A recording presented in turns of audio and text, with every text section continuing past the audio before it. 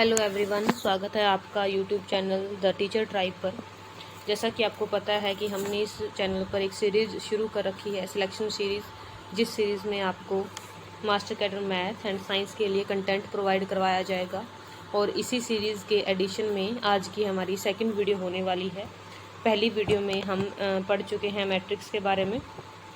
Last video में हमने read किया था कि मैट्रिक्स क्या है, मैट्रिक्स की रिप्रेजेंटेशन कैसी है, ठीक है। जीरो मैट्रिक्स क्या होती है, जीरो मैट्रिक्स का सेकंड नाम क्या है, और जनरल मैट्रिक्स को कैसे रिप्रेजेंट किया जाता है, रो एंड कॉलम्स क्या होते हैं। और इसी के एडिशन में आज की सेकंड वीडियो में हम रीड करेंगे what is a horizontal matrix. अब देखो, नाम से पता चल रहा है horizontal matrix means the matrix जिसकी आपको कैसी एक रिप्रेजेंटेशन मिलेगी, हॉरिजॉन्टल मिलेगी। अब देखो, आपको देखने में मैट्रिक्स कैसे लग रही है, हॉरिजॉन्टल लग रही है ना, ये रेक्टेंगुलर शेप की लग रही है, इस लाइक दिस लग रही है। तो यहाँ से आपको पता लग रहा है कि ऐसी मैट्रिक्स, देखो रीड कर लेते हैं। A horizontal matrix is a matrix where the number of columns is greater than the number of rows. Number of columns जो होते हैं, number of columns M and N, M is row and N is column. तो यहाँ पे कह रहे हैं कि कॉलम के नंबर ग्रेटर हो, मतलब कि N is greater than M होगा। चलो अब इसी चीज़ को यहाँ से प्रूफ देते हैं कि कैसे पता लग रहा है हमें कि N is greater here in as compare to M, ठीक है। देखो कितनी रोज है, 1 and 2, देयर आर 2 रोज ना।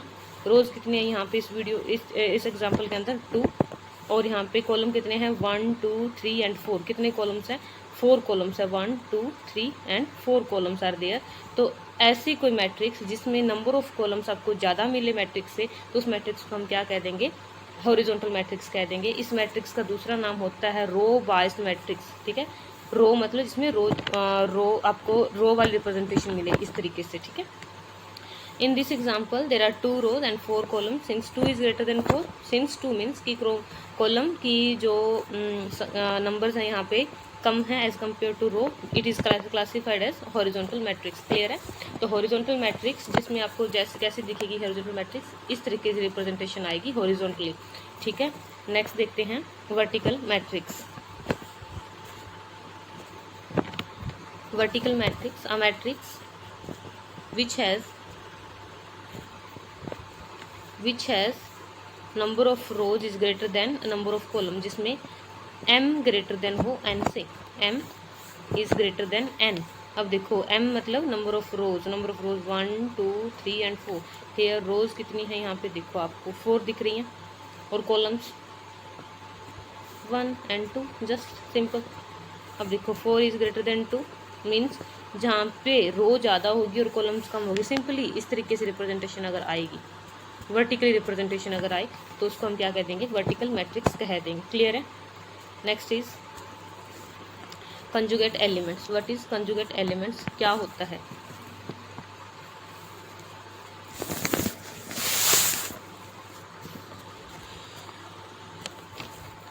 कंजुगेट एलिमेंट्स करने से पहले हमें ये समझना होगा कि स्क्वायर मैट्रिक्स क्या होती है। स्क्वायर नाम से पता चल रहा है एक ऐसी मैट्रिक्स जिसमें नंबर ऑफ कॉलम्स इक्वल हो नंबर ऑफ रोज के।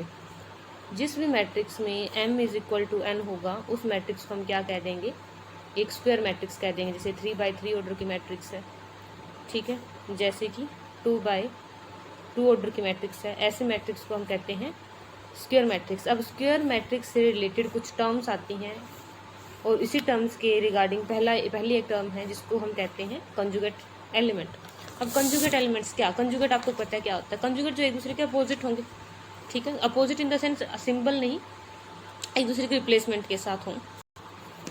फॉर एग्जांपल हमने एक मैट्रिक्स ली 2/2 ऑर्डर की, A11 A12 A21 A22। अब यहाँ पे देखो ये जो डायगोनल में आपको एलिमेंट्स दिख रहे हैं A21 एंड A12, ये दोनों एलिमेंट्स में this is row this is column, this is row this is column.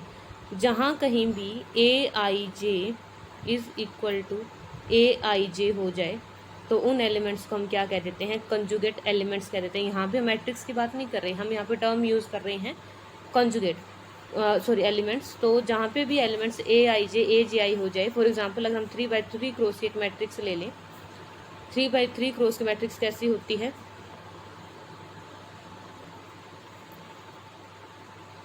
For example A11, A12, A13, A21, A22, A23, A31, A32, A33, this is 3x3 matrix. ठीक है, यहाँ पे देखो आपको elements दिख रहे हैं A12 जो कि कंजुगेट होगा किसके, A21 के। यहाँ दिख रहा है आपको A13 जो कंजुगेट होगा A31 के, और सेकंड आपको दिख रहा होगा A23, this is conjugate to A23। तो यहाँ पे जो आपको 3x3 क्रॉस ऑर्डर की मैट्रिक्स में 3 एलिमेंट्स दिख रहे हैं, वो एलिमेंट्स एक दूसरे के कंजुगेट हैं, ये इसके कंजुगेट, ये इसके, और क्लियर है what is conjugate elements. Next is diagonal elements. Diagonal means ये जो आपको दिख रहा है diagonally. Diagonal elements are here A11, A22 and A23। जिस भी मैट्रिक्स के अंदर I is equal to J हो जाए, I is equal to J हो जाए, यहाँ पे first row first column, second row second column, third row third column हो जाए, उस एलिमेंट्स को हम क्या कह देते हैं, डायगोनल एलिमेंट कह देते हैं। ठीक है, इस मैट्रिक्स का एक सेकंड नाम भी होता है, दिस इज लीडिंग डायगोनल।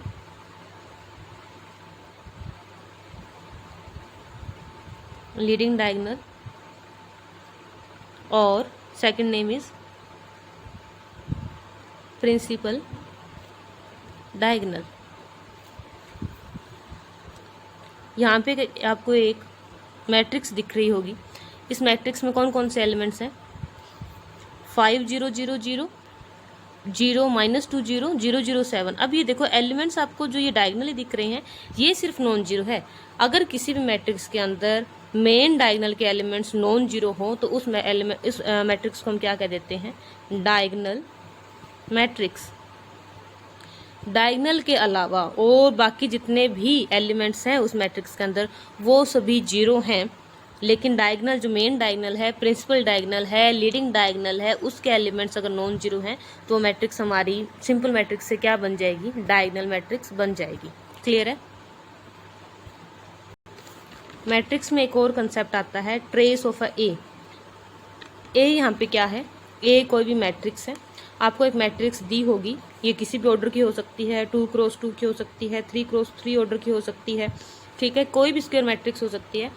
उस मैट्रिक्स का ट्रेस, सबसे पहले देखते हैं कि ट्रेस को रिप्रेजेंट कैसे किया जाता है। Trace is represented by TR और उस मैट्रिक्स का नाम। Matrix can be B, matrix can be D, matrix can be M। Okay, trace को हमेशा ऐसे रिप्रेजेंट किया जाता है।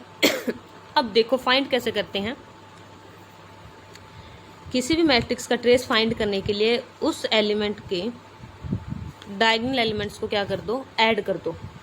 डायगोनल में कौन से एलिमेंट्स, वो एलिमेंट्स जिन एलिमेंट्स के अंदर I is equal to J हो, सिर्फ और सिर्फ हमें डायगोनल एलिमेंट्स को ही ऐड करना है वहां पे। अब देखो आप कहोगे मैम हमने बी, डायगोनल में तो B और C भी आ रहा है, B और C आ रहा है, लेकिन हमने इसको ऐड नहीं किया। क्यों नहीं किया, B की पोजीशन देखो, B कहाँ पे है, B is in the first row, B is in the first row and second column, C is in the second row and first column.